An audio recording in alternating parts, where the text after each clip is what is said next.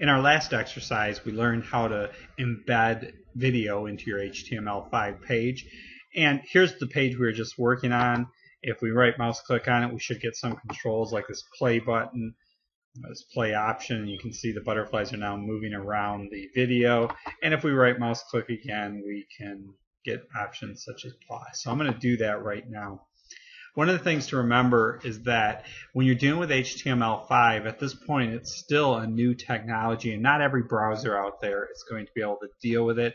And certainly, even if they know what HTML5 video tags are, they're not necessarily going to be able to deal with all the different video codecs and containers.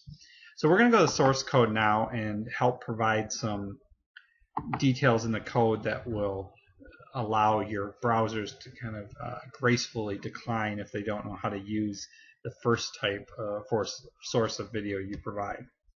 So we're going to add a new tag in between the video on and off tag called a source tag.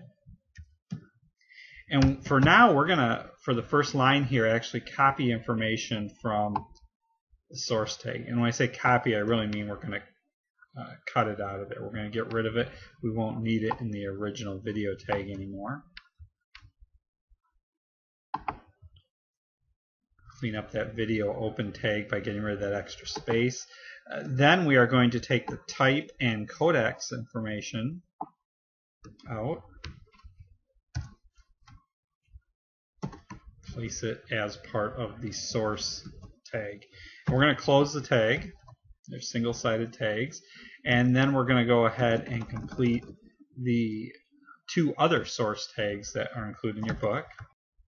Alright, so now we have all of the video source codes in there. And I'm going to go ahead and save this. Then I'm going to reload the page.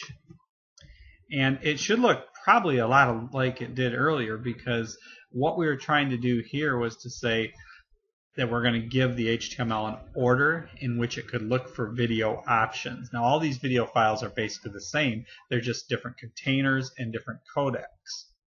Now since your browser, probably the first time we've seen it, and certainly in my browser, was able to show the first video, you shouldn't see a lot of difference here.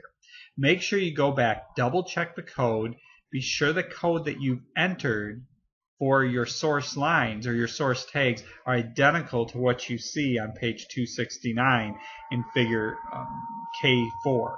Once you get to that point, save your document, and then you're ready to move on to the next exercise.